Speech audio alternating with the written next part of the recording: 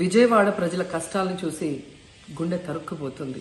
చిన్నపిల్లలు, మహిళలు, వృద్ధులు ఈ వరదల బారిన పడి ఎంత నరకం అనుభవిస్తున్నారో వారి మాటలు వింటుంటేనే మనకు అర్థమవుతుంది. కనీసం చిన్నపిల్లలకి పాలు అందటం లేదు, రోజుల తడబడి తాగేదానికి నీళ్లు అందటం లేదు. ఈరోజు ఎంతమంది వరదల్లో కొట్టుకుపోయారో అర్థం కాని పరిస్థితుల్లో అందరూ కూడా బాధపడుతూ ఏడుస్తూ ఉన్నారు. నిజంగా ప్రజలు ఇన్ని కష్టాలు పడటానికి, ఇంతమంది ప్రాణాలు పోవటానికి ఈ రాష్ట్ర ప్రభుత్వం కారణం కాదని నేను అడుగుతున్నాను. ముఖ్యంగా మంత్రుల విహారయాత్రలు, హాలిడేస్ ఎంజాయ్ చేయడంలో ఉన్న చిత్తశుద్ధి రాష్ట్ర ప్రజల మీద లేదు అని నేను గట్టిగా చెప్పగలను. ఇదేదో నేను విమర్శించడానికి చెప్పటం లేదు. 28వ తేదీనే 30వ తేదీలో వర్షాలు రాబోతున్నాయని చెప్పి వాతావరణం సమాచారం ఇవ్వటం జరిగింది ప్రభుత్వానికి.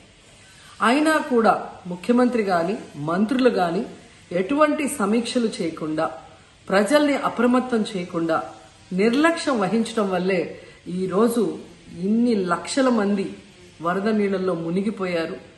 ఇంతమంది ప్రాణాలు పోగొట్టుకున్నారు.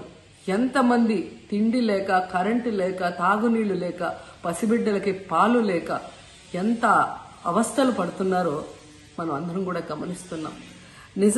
చంద్రబాబు నాయుడు గారి ఇంటికి 3 కిలోమీటర్ల దూరంలోనే ఇంత పెద్ద విపత్తు జరిగినా ప్రజల్ని కాపాడలేకపోయారు అంటే ఇది రాష్ట్ర ప్రభుత్వం, రాష్ట్ర ముఖ్యమంత్రి వైఫల్యం కాదని నేను అడుగుతున్నా.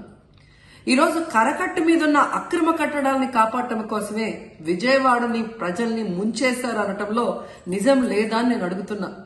గంట ముందు ప్రజలకు చెప్పినా వాళ్ళు ముంపు బారిన పడేవారు కాదు. వాళ్ళని అప్రమత్తం చేసి ఒక సేఫ్ అయిన ప్లేస్ కి పంపించున్నా ఈరోజు ఇన్ని లక్షల మంది, దాదాపుగా 3 లక్షల మందికి పైగా 4 రోజుల పాటు కరెంటు లేకుండా, తిండి లేకుండా, చిన్న బిడ్డలకి పాలు లేకుండా ఈ విధంగా నీళ్లలో మునిగి అవస్థలు పడాల్సిన అవసరం లేదు. దురదృష్టం ఏంటంటే ఈ రాష్ట్ర ముఖ్యమంత్రి నుంచి మంత్రుల వరకు ఎప్పుడు ఫ్రైడే వస్తుందా, ఎప్పుడు హైదరాబాద్కి వెళ్దామా, లేదా ఎప్పుడు విహారయాత్రలకు వెళ్దామా అని ప్లాన్ చేసుకోవడంలోనే చిత్తశుద్ధిగా ఉన్నారనేది ఈ 5 రోజులు మీరు చూస్తే మీకే అర్థమవుతుంది.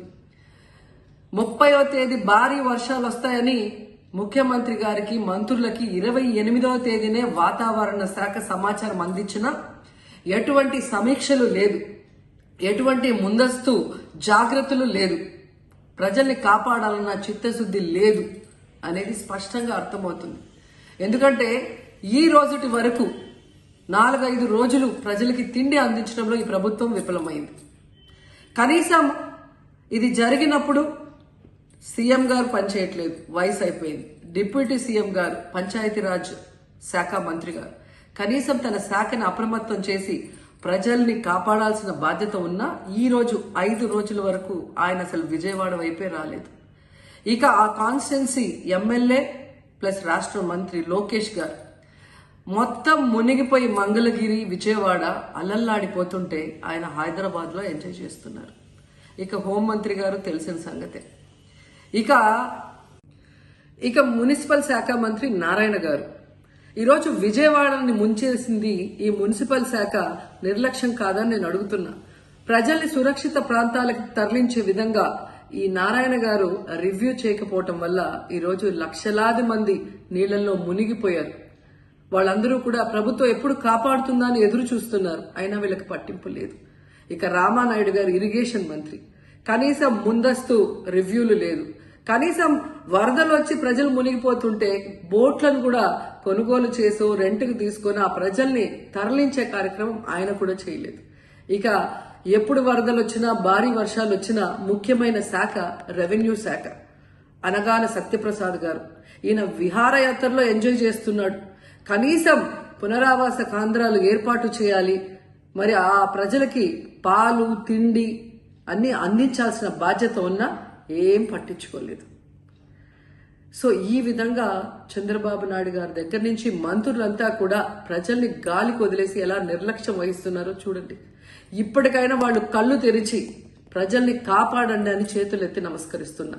గతంలో జగనన్న ఏ విధంగా వాలంటీర్ వ్యవస్థ ద్వారా, సచివాలయ వ్యవస్థ ద్వారా ప్రజలకి ఏం కావాలన్నా ఇమీడియట్ గా వాళ్ళకి అందుబాటులోకి తీసుకెళ్లటమే కాకుండా ఏదైనా ప్రకృతి వైపరీత్యం వచ్చినప్పుడు వెంటనే వాళ్ళని సురక్షితంగా కాపాడే విధంగా ఈ సచివాలయ వాలంటీర్ వ్యవస్థని ఉపయోగించుకోండి. జగనన్న మీద కక్షతో ఆ వ్యవస్థల్ని నాశనం చేయడం వల్లే ఈ రోజు ప్రజలకు ఎవరు ఏం అందించలేకపోతున్నారని తెలుసుకోండి. అండ్ ఈరోజు జగనన్న విజన్ ఉన్న నాయకుడు, ప్రజల్ని ప్రేమించే నాయకుడని మరోసారి రుజువు చేసుకున్నారు.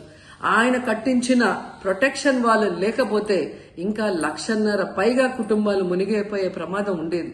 ఈరోజు ఆ ప్రాంతమంతా సేఫ్ గా ఉంది విజయవాడలో ఒక సైడ్ అంటే అది జగనన్న ప్రజల పట్ల ఉన్న అభిమానంతో ఆ ప్రొటెక్షన్ వాల్ కట్టించడం అనేది కూడా మనం అందరం గుర్తుంచుకోవాలి.